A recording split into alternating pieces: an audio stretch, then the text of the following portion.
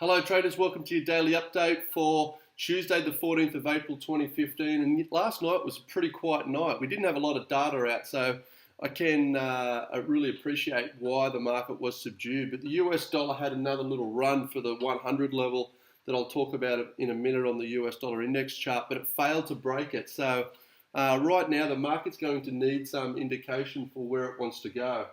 And I think that coming up tonight in 1 hour's time, as you can see, we've got some UK data coming out. I think it's all going to be relatively flat and subdued, and we're not really going to see any major surprises to make that break to fresh 4.5-year lows or 5-year lows. So I think that this could actually be a quiet report, but the market is heavily looking at the retail sales figure.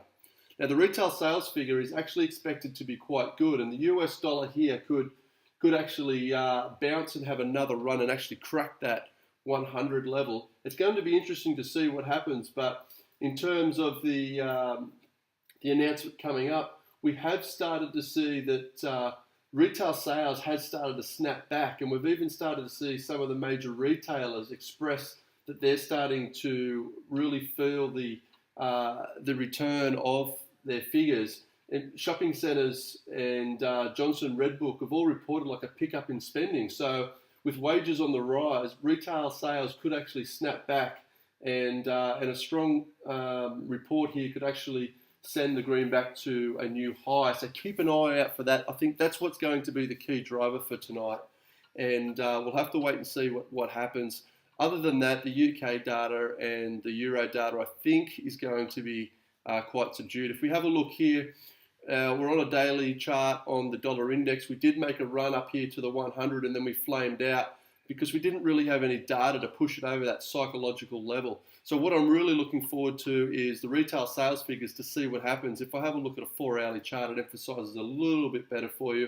But as you can see, right on the pit of 100, and then it started to pull back in the US session. Now that we're entering the start of the European session, we may have another run as people start to preempt a solid retail sales figure. It's going to be interesting to see what the dollar index does, but we have had a pretty good run here. So if the figures does fail to meet expectations, we could see a healthy pullback. So keep that in mind.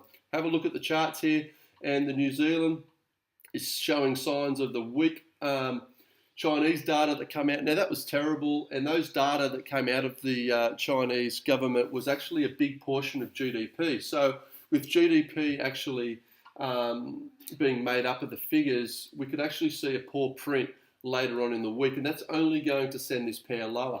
For now, 74 cents is resistance, and I think that pressure to the downside is only going to be emphasised should we get a strong retail sales tonight.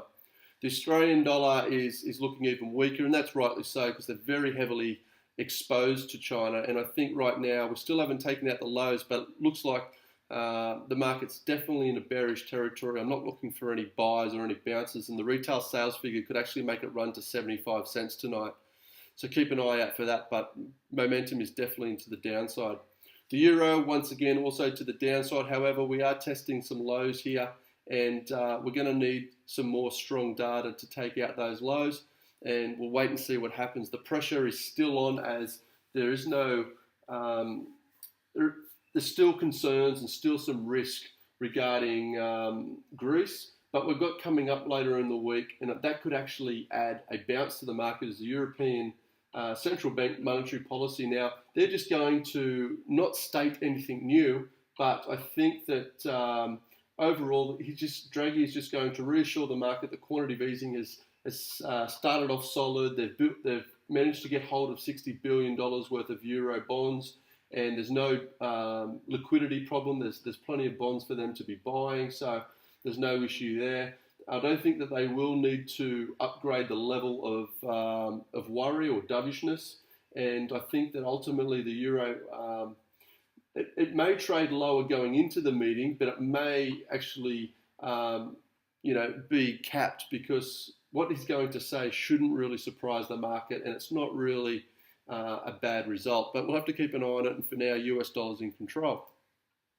The Great British Pound had a bounce. Now, it's had a bounce after taking out some new lows, and it's going to be interesting on the daily chart to see actually what happens. If I go to a 4-hourly chart here, you can see that we did have a little bit of a bounce, but Ultimately, we've found resistance here at $1.47, and I think that with a strong print, we could actually go lower. However, if the retail sales figures fail to impress the market, we could see a break of $1.47. But for now, the downside is definitely looking attractive for the market. The US versus the CAD. Now, I've just put in some lines here to emphasize the sideways market. As you can see on the daily, we've rejected it and made some indecision candles. So I think the market is going to remain in this holding pattern until we get to later in the week, the Bank of Canada's policy statement, and we see what their thoughts are, whether they cut interest rates like there's a very small portion of the market that believes so. The rest of the market believe that the data hasn't been that bad, and ultimately they'll leave it on hold. I'll talk more about that when we come up to it, but for now, in my eyes, we are still range bound and we're going to remain there.